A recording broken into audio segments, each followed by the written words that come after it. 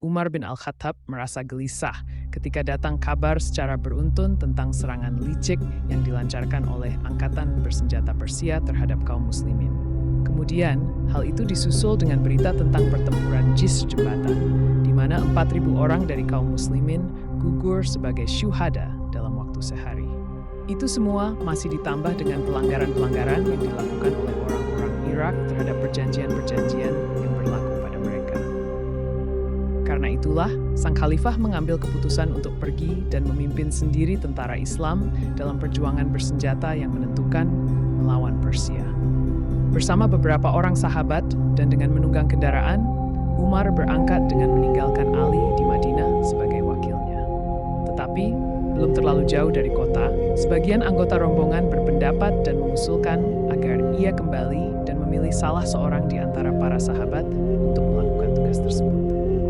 Usulan ini diprakarsai oleh Abdurrahman bin Auf yang menyatakan bahwa menyia-nyiakan nyawa mukminin dengan cara seperti ini, sementara Islam sedang menghadapi hari-harinya yang menentukan, adalah perbuatan yang keliru. Akhirnya, Umar menyuruh kaum muslimin berkumpul untuk bermusyawarah dan diserukanlah As-Shalatu Jami'ah. Ali juga dipanggil agar datang, dan ia pun berangkat bersama beberapa orang penduduk Madinah menuju tempat persinggahan Amirul Mukminin. Akhirnya tercapailah persetujuan sesuai dengan apa yang diusulkan oleh Abdurrahman bin Auf, dan peserta musyawarah memutuskan agar Umar kembali ke Madinah dan memilih seorang panglima lain yang akan memimpin peperangan menghadapi Persia. Amirul Mukminin tunduk pada keputusan ini, lalu menanyakan kepada para sahabat siapa kiranya orang yang akan dikirim ke Irak itu. Kaum muslimin diam sejenak. Mereka berpikir. Tiba-tiba Abdurrahman bin Auf berteriak, "Saya telah menemukannya." "Siapa dia?" tanya Umar. "Singa yang menyembunyikan kukunya, yaitu Sa'ad bin Malik Az-Zuhri," jawabnya. Pendapat ini didukung sepenuhnya oleh kaum muslimin, dan Amirul Mukminin meminta Sa'ad bin Malik Az-Zuhri, yang tiada lain adalah Sajjad bin Abu Waqqash, agar datang menghadap.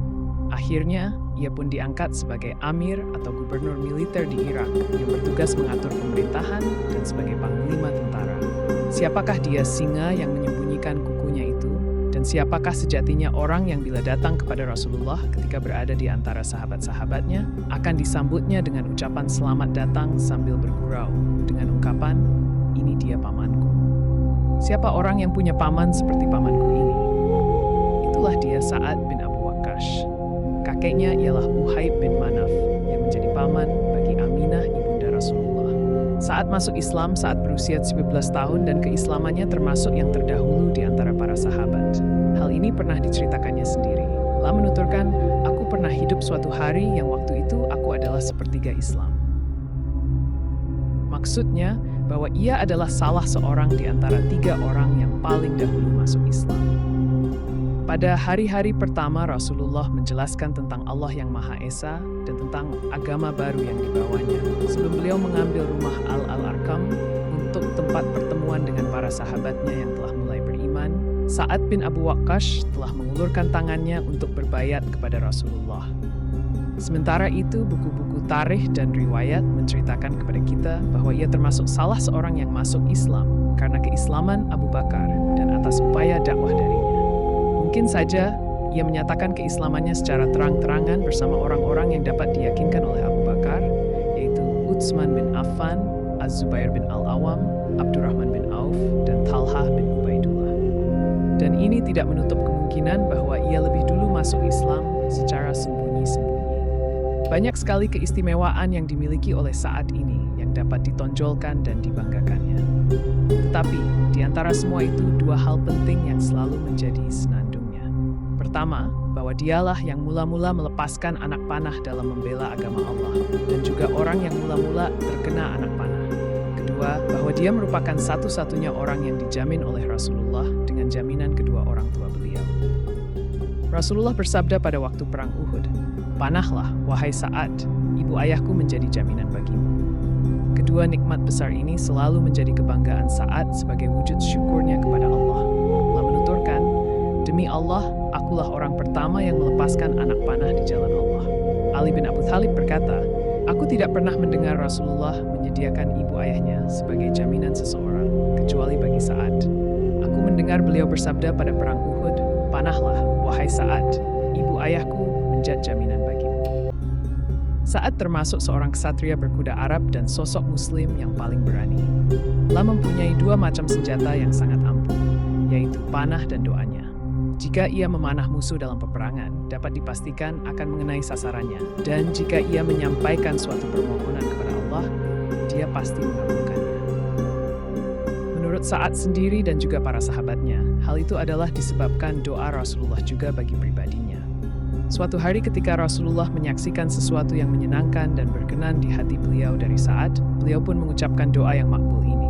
"Ya Allah, tepatkanlah bidikan panahnya dan kabulkanlah doanya." Demikianlah, ia terkenal di kalangan saudara-saudara dan para sahabatnya bahwa doanya tidak ubahnya bagai pedang yang tajam. Hal ini juga disadari sepenuhnya oleh Sa'ad sendiri, hingga ia tidak ingin berdoa untuk kecelakaan seseorang, kecuali dengan menyerahkan urusannya kepada Allah Ta'ala. Sebagai contoh ialah peristiwa yang diriwayatkan oleh Amir bin Sa'ad berikut. Sa'ad mendengar seorang laki-laki memaki Ali, Talhah, dan Az-Zubair. Ketika dilarang, orang itu tidak menghiraukannya. Meski demikian, Sa'ad hanya berkata, "Walau begitu, saya doakan kamu kepada Allah." Orang itu menjawab, "Rupanya kamu hendak menakut-nakuti aku seolah-olah kamu seorang nabi." Sa'ad pun pergi berwudu dan syalat 2 rakaat.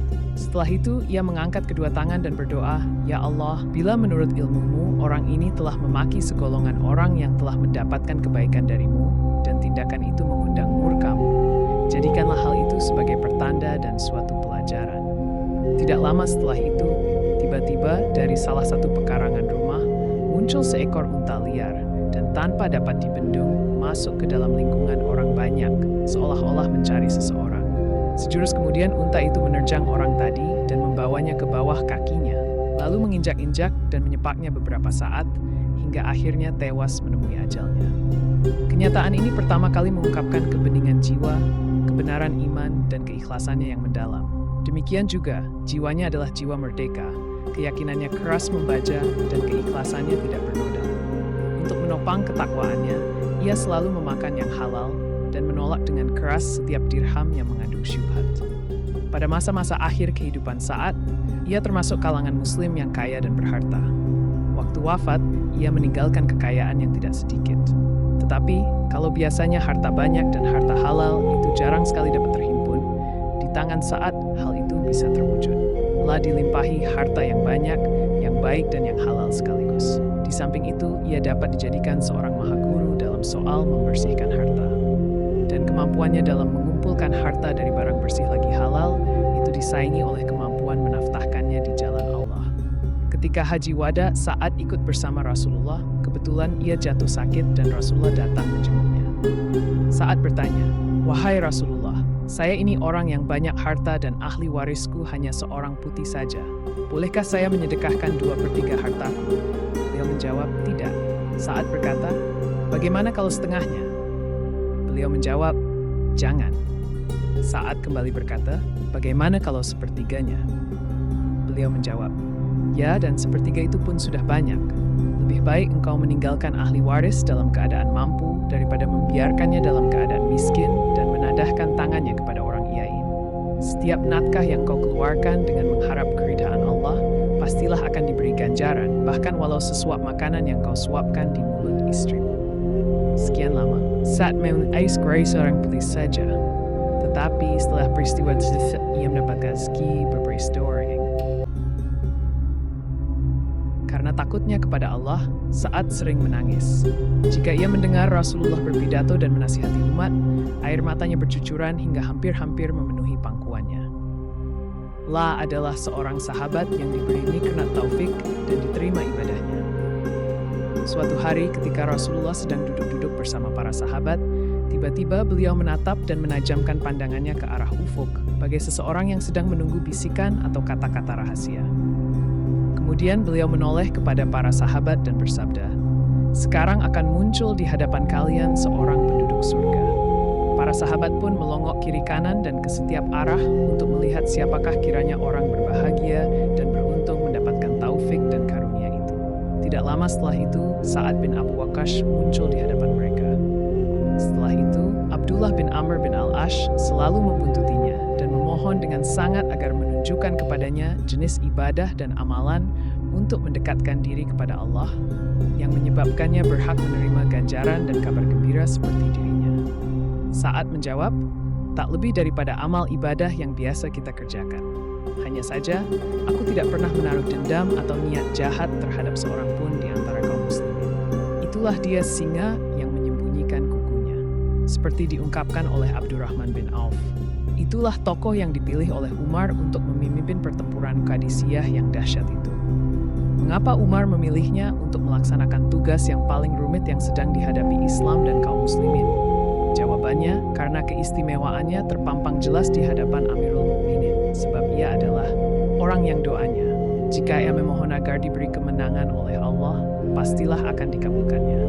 Seorang yang sangat hati-hati dalam persoalan makan, terpelihara lisan dan suci hatinya.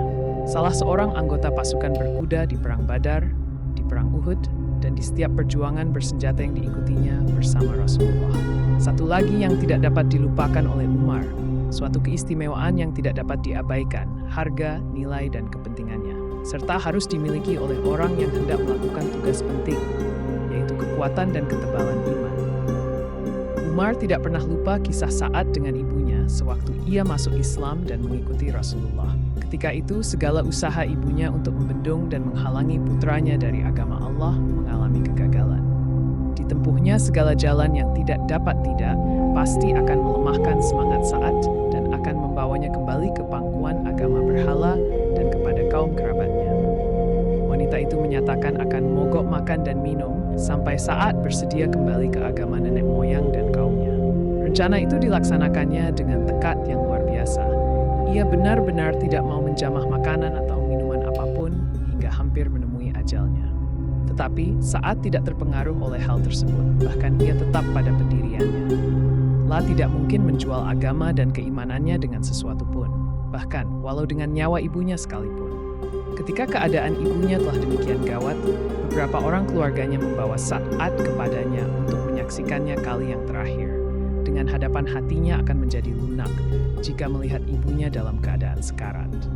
Sesampainya di sana, Sa'ad menyaksikan suatu pemandangan yang sangat menghancurkan hatinya, seolah-olah dapat menghancurkan baja dan meluluhkan batu karang. Tetapi keimanannya terhadap Allah dan Rasul lebih unggul daripada kekerasan baja dan batu karang manapun juga. La mendekatkan wajahnya ke wajah ibunya dan mengeluarkan kata-kata dengan suara keras agar kedengaran olehnya. Demi Allah, ketahuilah wahai ibunda, seandainya bunda mempunyai 100 nyawa, lalu ia keluar satu persatu, tidaklah Ananda akan meninggalkan agama ini walau ditebus dengan apapun juga. Maka terserah kepada bunda, apakah bunda akan makan atau tidak. Akhirnya, ibunya menghentikan tekadnya dan turunlah wahyu yang mendukung pendirian Sa'ad. Allah berfirman, dan jika keduanya memaksamu untuk mempersekutukan aku dengan sesuatu yang kau tidak mempunyai ilmu tentang itu, maka janganlah engkau menaati keduanya. Bukankah ini betul-betul singa yang menyembunyikan kukunya? Jika demikian halnya, sangat wajar bila Amirul Mukminin dengan hati tenang memancangkan panji-panji Qadisiyah di tangan kanannya dan mengirimnya untuk menghalau pasukan Persia yang jumlahnya tidak kurang dari 100.000 prajurit yang terlatih dan diperlengkapi dengan senjata dan alat pertahanan yang paling ditakuti dunia waktu itu. Mereka dipimpin oleh otak-otak perang yang paling jempol dan ahli-ahli siasatnya yang paling cerdik dan licik. Saat berangkat memimpin 30.000 mujahid dengan panah dan tombak di tangan masing-masing untuk menghadapi tentara musuh berjumlah besar tersebut. Senjatanya memang hanya panah dan tombak, tetapi dalam dada mereka menyala kemauan dari agama baru yang membuktikan keimanan, kehangatan, serta kerinduan yang luar biasa terhadap maut dan mati syahid. Akhirnya kedua pasukan itu bertemu. Tetapi mereka belum bertempur. Di sana Sa'ad masih menunggu bimbingan dan pengarahan dari Amirul Mukminin Umar. Berikut ini surat Umar yang memerintahkannya agar segera berangkat ke Qadisiyah, yang merupakan pintu gerbang memasuki Persia. Ditancapkannya dalam hatinya kalimat berharga yang semuanya merupakan petunjuk dan cahaya. Wahai Sa'ad bin Wuhaib, janganlah engkau terpedaya di hadapan Allah, hanya karena engkau disebut-sebut sebagai paman dan sahabat Rasulullah. Sungguh, tidak ada kelebihan hubungan keluarga antara seseorang dan Allah kecuali dengan menaatinya.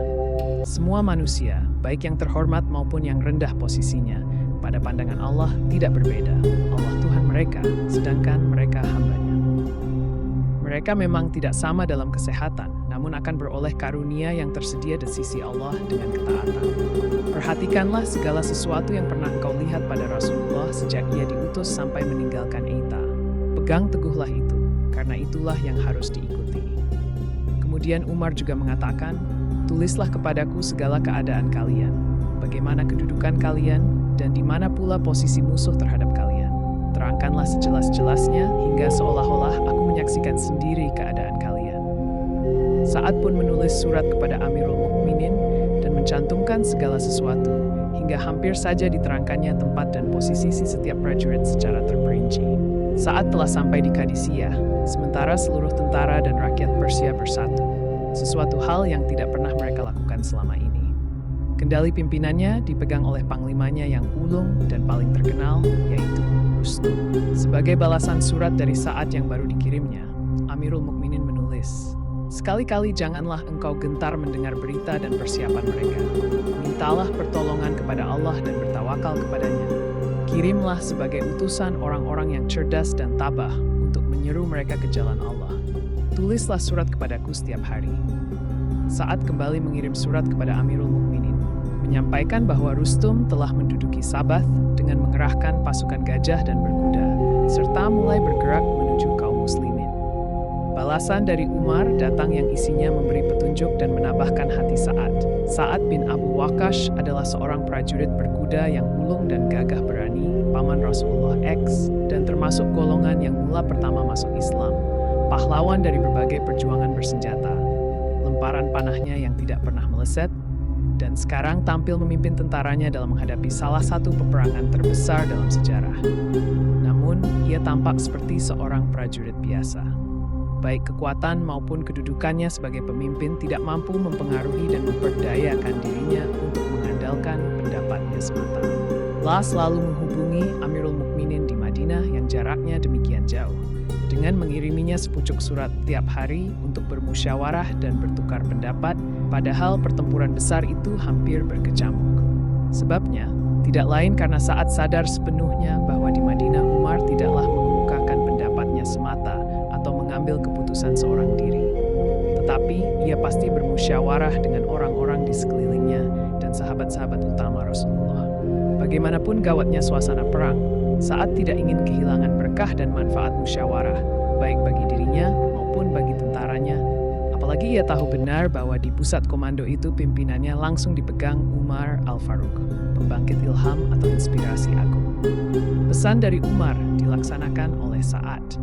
La mengirim sejumlah orang di antara sahabat-sahabatnya sebagai utusan kepada Rustum, panglima tentara Persia, untuk menyerunya agar beriman kepada Allah dan memeluk Islam.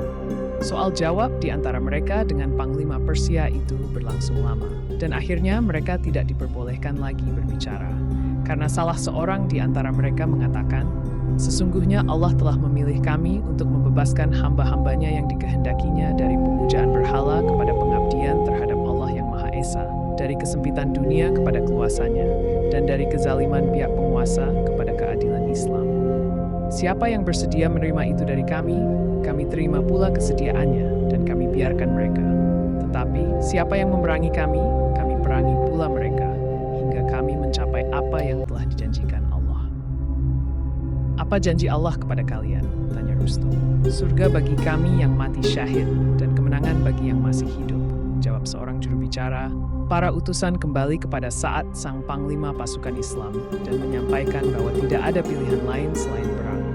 Air mata Sa'ad berlinang. La berharap seandainya saat pertempuran itu dapat diundurkan atau dimajukan sedikit waktu. Ketika itu, ia sedang sakit parah hingga ia sulit untuk bergerak. Tubuhnya penuh dengan bisul hingga ia tidak dapat duduk, apalagi untuk menaiki punggung kudanya dan terjun ke medan pertempuran yang sengit bersimbah darah. Seandainya perang itu terjadi sebelum ia jatuh sakit atau setelah sakitnya sembuh, ia tentu akan menunjukkan prestasi yang agung. Adapun sekarang ini, duduk pun sulit baginya. Tetapi tidak, Rasulullah telah mengajarkan kepada mereka supaya tidak mengatakan seandainya, karena kata-kata itu menunjukkan kelemahan, Sedangkan orang mukmin yang kuat tidak kehabisan akal dan tidak pernah lemah. Ketika itu, singa yang menyembunyikan kukunya itu bangkit, lalu berdiri di hadapan tentara menyampaikan pidato dengan tidak lupa mengutip ayat mulia berikut ini. Dengan nama Allah yang Maha Pengasih, Maha Penyayang. Dan sungguh telah kami tulis di dalam Zabur setelah di dalam Adzadis Mahfuz bahwa bumi ini akan diwarisi oleh hamba-hambaku yang saleh. Setelah menyampaikan pidatonya, Sa'ad menunaikan syalat zuhur bersama tentaranya. Kemudian sambil menghadap ke arah mereka, ia mengucapkan takbir 4 kali. Allahu Akbar, Allahu Akbar, Allahu Akbar, Allahu Akbar. Alam pun bergemuruh oleh suara takbir. Dan sambil menunjuk ke arah musuh dengan lengannya, bagai anak panah yang sedang melesat, Sa'ad berseru kepada anak buahnya, "Majulah dengan berkah dari Allah." Dengan ketabahan menahan rasa sakit yang dideritanya, Sa'ad naik ke teras barak yang ditinggalinya dan dijadikan sebagai markas komandonya. Lah duduk bersandar dengan dialasi bantal, sementara pintu barak terbuka lebar. Sedikit saja serangan dari orang-orang Persia ke barak itu sudah bisa menyebabkan panglima kaum muslimin tersebut jatuh ke tangan mereka, hidup atau mati. Tetapi ia tidak gentar dan tidak merasa takut. Bisul-bisul di tubuhnya pecah, tetapi ia tidak peduli dan terus berseru dan bertakbir serta mengeluarkan perintah kepada anak buahnya, "Majulah ke kanan," dan kepada yang lain, "Tutup pertahanan sebelah kiri. Awas di depanmu, wahai Mukira. Ke belakang mereka, wahai Jarir. Pukullah, wahai Numan. Serbulah, wahai Asyats. Hantamlah, wahai Kakak. Majulah semua, wahai sahabat-sahabat Muhammad S." Suaranya yang berwibawa, penuh tekad dan semangat baja, menyebabkan setiap prajurit itu berubah menjadi kesatuan yang utuh. Tentara Persia pun berjatuhan tidak ubahnya bagai lalat-lalat yang bergeletakan. Pemujaan berhala dan peribadatan kepada api roboh bersama mereka. Setelah melihat tewasnya panglima besar dan prajurit-prajurit pilihan, sisa-sisa musuh akhirnya lari tunggang langgang. Mereka dikejar dan dihalau oleh tentara Islam sampai ke Nahawan lalu ke Madain. Kemudian mereka memasuki kota tersebut untuk membawa singgasana dan mahkota Kisra, serta mengumpulkan ganimah dan fai. Pada pertempuran Madain, Sa'ad mencapai prestasi agung. Pertempuran ini terjadi kira-kira 2,5 tahun setelah pertempuran Qadisiyah, dan selama itu telah terjadi perang dengan skala kecil antara Persia dan kaum muslimin. Akhirnya semua sisa tentara Persia ini berhimpun di kota-kota Madain saja, bersiap-siap untuk menghadapi pertempuran terakhir sebagai penentu waktu. Sa'ad menyadari bahwa situasi Medan dan Musim menguntungkan pihak penentang Islam, karena antara pasukannya dan Madain terbentang sungai Tigris yang lebar. Alirannya sangat deras karena sedang banjir meluap-luap.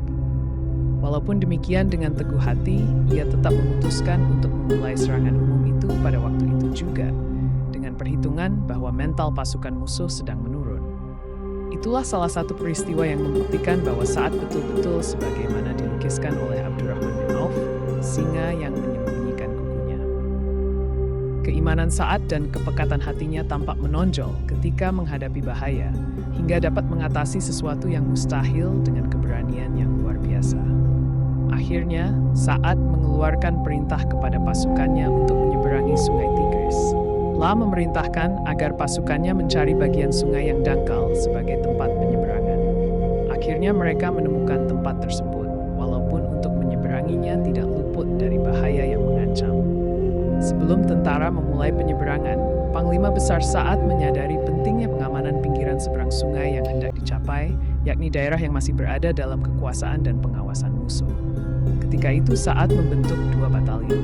Pertama, batalion mengerikan, dan mengangkat Ashim bin Amr sebagai komandannya. Dan kedua, batalion mematikan, yang dikomandoi oleh Al-Kaka bin Amr.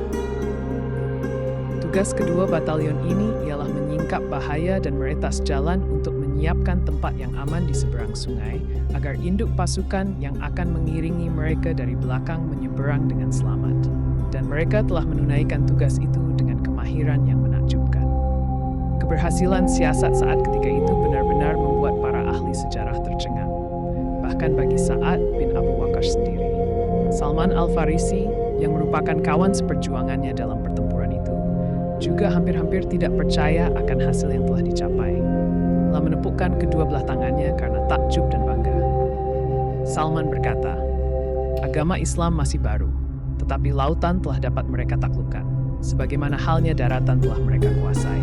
Demi zat yang jiwa Salman di tangannya, sungguh, mereka akan keluar dari Islam berbondong-bondong, sebagaimana mereka telah memasukinya berbondong-bondong. Dan apa yang dikatakan oleh Salman ini benar-benar terjadi. Sebagaimana mereka telah terjun mengarungi sungai Tigris secara berbondong-bondong, mereka pun keluar dan selamat dari sungai itu secara berbondong-bondong, tanpa kehilangan seorang prajurit pun. Bahkan tidak ada satu barang pun yang tercecer, meski hanya seutas tali kekang kuda. Dikisahkan, mangkuk tempat minuman seorang prajurit jatuh ke dalam air. Dia tidak ingin menjadi satu-satunya orang yang kehilangan barang waktu penyeberangan itu. Lapun menyeru kepada rekan-rekannya agar menolongnya untuk mendapatkan barang itu kembali. Tiba-tiba, ombak besar melemparkan mangkuk itu ke dekat rombongan hingga dapat mereka pungut. Salah satu riwayat melukiskan bagaimana dahsyatnya suasana ketika penyeberangan sungai Tigris itu. Saat memerintahkan kaum muslimin agar membaca, Hasbunallahu wa ni'mal wakil, cukuplah Allah sebagai penolong dan dialah sebaik-baik pelindung. Lalu ia mengerahkan kudanya menerjuni sungai yang diikuti oleh pasukannya, hingga tidak seorang pun di antara anggota pasukan yang tinggal di belakang. Mereka berjalan di air, bagai berjalan di darat, hingga dari pinggir sungai ke pinggir seberang telah dipenuhi oleh prajurit, dan permukaan air tidak kelihatan lagi, disebabkan sangat banyaknya anggota pasukan berkuda serta pasukan pejalan kaki. Orang-orang bercakap-cakap sesamanya ketika berada di air, seolah-olah mereka sedang bercakap-cakap di darat. Sebabnya, tidak lain karena mereka merasa aman tentram, serta percaya akan ketentuan Allah dan pertolongannya, yakin terhadap janji dan bantuannya. Tatkala saat diangkat Umar sebagai Amir wilayah Irak, ia mulai membangun dan merekonstruksi sumber daya manusia, lalu melukis sejarah kota Kufah dan hukum Islam diumumkan serta dilaksanakan di daerah yang luas itu. Suatu hari, rakyat Kufah mengadukan Sa'ad yang menjadi memimpin mereka kepada Amirul Mukminin Umar. Tabiat pemberontak rupanya telah menguasai mereka, sehingga mereka mengajukan klaim yang menggelikan. Mereka mengatakan, Sa'ad tidak baik syalatnya. Mendengar itu, Sa'ad hanya tertawa terbahak-bahak dan berkata, "Demi Allah, yang saya lakukan hanyalah mengerjakan syalat bersama mereka seperti syalat Rasulullah, yaitu memanjangkan 2 rakaat yang awal dan memendekkan 2 rakaat yang akhir." Saat dipanggil Umar ke Madinah untuk menghadap, Sa'ad tidak marah, bahkan segera memenuhi panggilan itu secepatnya.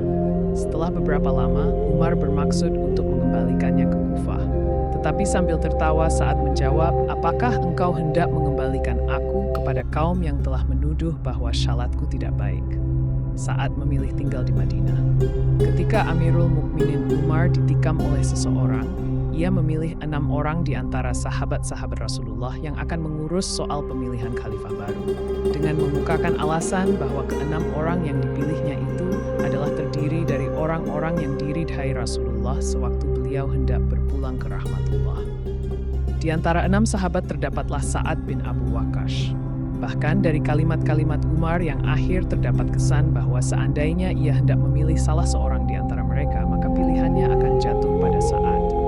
Sewaktu memberi wasiat dan mengucapkan selamat perpisahan dengan sahabat-sahabatnya, Umar berkata, "Jika khalifah dijabat oleh Sa'ad, demikianlah sebaiknya.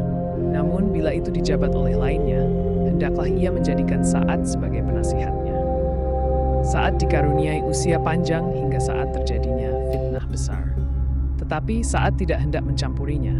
Bahkan kepada keluarga dan putra-putranya dipesankan agar tidak menyampaikan suatu berita pun mengenai hal itu kepadanya. Suatu saat, perhatian semua orang tertuju kepadanya, dan keponakannya yang bernama Hasim bin Utbah bin Abu Waqqas datang menjumpainya. Seraya berkata, "Paman, di sini telah siap 100.000 bilah pedang yang menganggap bahwa pamanlah yang lebih berhak mengenai urusan khilafah ini." Sa'ad menjawab, "Dari 100.000 bilah pedang itu, saya inginkan sebilah pedang saja. Jika aku tebaskan kepada orang mukmin, itu tidak akan mempan sedikit pun juga. Tetapi bila saya pancungkan kepada orang kafir, niscaya putus batang lehernya." Mendengar jawaban itu, keponakannya itu mengerti maksudnya dan membiarkannya dalam sikap damai dan tidak hendak bercampur tangan. Ketika kekhalifahan telah sampai pada giliran Muawiyah dan kendali kekuasaan tergenggam dalam tangannya, Muawiyah bertanya kepada Sa'ad, mengapa Anda tidak ikut berperang di pihak kami?" Sa'ad menjawab, "Aku sedang lewat di suatu tempat yang dilanda angin topan berkabut gelap." Aku pun berkata, wahai saudaraku." Aku kemudian menghentikan kendaraan menunggu jalan terang kembali. Muawiyah berkata, "Bukankah di dalam Al-Quran tidak ada kata-kata, wahai saudaraku? Tetapi Allah Ta'ala hanya berfirman, dan apabila ada dua golongan orang mukmin berperang, maka damaikanlah antara keduanya. Jika salah satu dart keduanya berbuat zalim terhadap golongan yang lain, maka perangulah yang berbuat zalim itu, sehingga golongan itu kembali kepada perintah Allah. Nah, Anda tidak berada di pihak yang aniaya terhadap pihak yang benar, dan tidak pula berada di pihak yang benar terhadap golongan yang aniaya." Sa'ad menjawab, "Aku tidak hendak memerangi seorang laki-laki," maksudnya Ali, yang mengenai dirinya Rasulullah pernah bersabda, "Engkau di sampingku tidak ubahnya sebenih kedudukan Harun di samping Musa. Hanya saja engkau bukan nabi karena tidak ada lagi nabi setelah diriku." Pada tahun 54 H, yakni ketika usia Sa'ad telah lebih dari 80 tahun, ia sedang berada di rumahnya di Akik untuk menghadapi detik-detik akhir untuk kembali kepada Allah Ta'ala. Saat-saat terakhir itu diceritakan oleh putranya kepada kita sebagai berikut. "Kepala ayahku berada di pangkuanku ketika ia hendak meninggal. Aku menangis, maka ia berkata, 'Mengapa kamu menangis, wahai anakku? Sungguh, Allah tidak akan menyiksaku selamanya dan aku termasuk salah seorang penduduk surga.' Kekuatan imannya tidak tergoyahkan oleh apapun juga, bahkan oleh guncangan dan kengerian maut. Bukankah Rasulullah telah menyampaikan kabar gembira kepadanya dan ia percaya penuh akan kebenaran Rasulullah itu? Jadi, apa yang akan ditakutkannya lagi? Sungguh, Allah tiada akan menyiksaku, dan sungguh aku termasuk penduduk surga." Hanya saja, Sa'ad ingin menemui Allah dengan membawa kenang-kenangan yang paling manis dan mengharukan, yang telah menghubungkan dengan agamanya dan mempertemukan dengan Rasulnya. Itulah sebabnya ia memberi isyarat ke arah peti simpanannya, yang ketika mereka buka dan keluarkan isinya, ternyata sehelai kain tua yang telah usang dan lapuk. La menyuruh keluarganya agar mengafani mayatnya nanti dengan kain itu. Ketika itu ia berkata, "Aku telah menghadapi orang-orang musyrik waktu perang Badar dengan memakai kain itu, dan telah kusimpan ia sekian lama untuk keperluan pada hari ini." Memang kain usang yang telah lapuk itu tidak dapat dianggap sebagai kain biasa. La adalah panji-panji yang senantiasa berkibar di puncak kehidupan tinggi dan panjang yang dilalui pemiliknya dengan tulus dan beriman, serta gagah berani. Sosok tubuh salah seorang yang terakhir meninggal di antara orang-orang muhajirin ini dipikul di atas pundak orang-orang yang membawanya ke Madinah untuk ditempatkan dengan aman di dekat sekelompok tokoh-tokoh suci di antara para sahabat yang telah mendahuluinya menemui Allah. Dan jasad-jasad mereka yang dipenuhi rasa rindu itu mendapatkan tempatnya di tanah bagi. Selamat jalan, wahai Sa'ad. Selamat jalan, wahai pahlawan Qadisiyah, pembebas Madain dan pemadam api sesembahan di Persia untuk selama-lamanya.